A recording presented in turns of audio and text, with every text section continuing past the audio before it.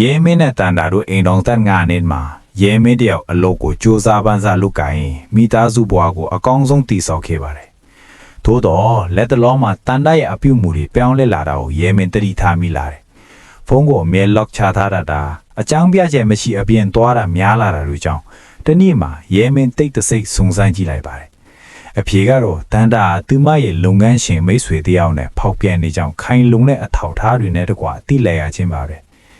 ယောက်ျားတယောက်ရဲ့တိတ်ခါကြစင်းမှုနဲ့ရင်ကွဲနာကြမှုတွေကြောင့်ရဲမင်းချက်ချင်းပောက်ကွဲခြင်းခဲ့ပေမဲ့ဒေါသကိုအန်ချီဖိမျိုးတိတ်လိုက်ပါတယ်။သူရဲမထေပါဘူး။တန်တာကိုရိမိကြောင်းဘာအရေးအယောင်မှမပြပဲအိမ်မှာပုံမှန်တိုင်းအေးအေးဆေးဆေးဆက်နေပြရပါတယ်။သို့တော့နောက်ွယ်မှာတော့သူ့ရဲ့ကလေးစားခြင်းမှုအတွက်စနစ်တကျပြင်ဆင်ပါတော့တယ်။ရဲမင်းဟာရှိနေတဲ့တိတ်တဆိတ်တိုင်ပင်ပါတယ်။တန်တာဖောက်ပြန်နေတဲ့ဓာတ်ပုံတွေစားတိုးမတန်းတွေကိုတေးချစူးစောင်းပါတယ်။ပြီးတော့သူတို့နဲ့ပူးတွဲပိုင်ဆိုင်ထားတဲ့ငွေကြေးနဲ့ပိုင်ဆိုင်မှုတွေကိုဥပဒေနဲ့အညီသူ့ဘက်ကနစ်နာမှုမရှိအောင်စနစ်တကျခွဲထုတ်ပြင်ဆင်လိုက်ပါတယ်။တန်တာကတော့ရဲမင်းဘာမှမသိဘူးထင်ပြီးသူမရဲ့ဇက်လန်ကိုပြောဒီဆက်လက်ပတ်နေခဲ့တယ်။တန်တာရဲ့တူးစေပြီးမွေးနေပွဲကိုဟိုတယ်တစ်ခုမှာကြီးကျယ်ခမ်းနားစာကျင်းပခဲ့ပါတယ်။နှစ်ဖက်မိဘတွေဆွေမျိုးတွေနဲ့တငယ်ချင်းတွေအစုံလင်ရောက်နေချိန်မှာရဲမင်းကမိုက်ခရိုဖုန်းကိုကင်ပြီးမွေးနေ့ဆူတောင်းစကားပြောပါတယ်။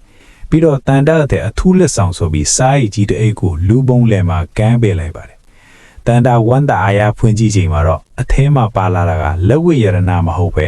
ကွာရှင်းပလက်ဆဲခွင်တောင်းခံလွှာနဲ့သူမဖောက်ပြန်နေတဲ့အထောက်အခါဓာတ်ပုံတွေထင်နေပါတယ်။ပွဲတစ်ခုလုံးတိတ်ဆိတ်သွားပြီးနှစ်ဖက်မိဘတွေနဲ့ဧည့်သည်တွေရှိမှတန်တာအကြီးကျယ်အဆက်ကွဲသွားပါတော့တယ်။ရဲမင်းကတန်တာကိုတစ်ချက်လေးမှတော့လှည့်မကြည့်ပဲပွဲထဲကနေအေးအေးဆက်ထွက်လာခဲ့ပါတယ်။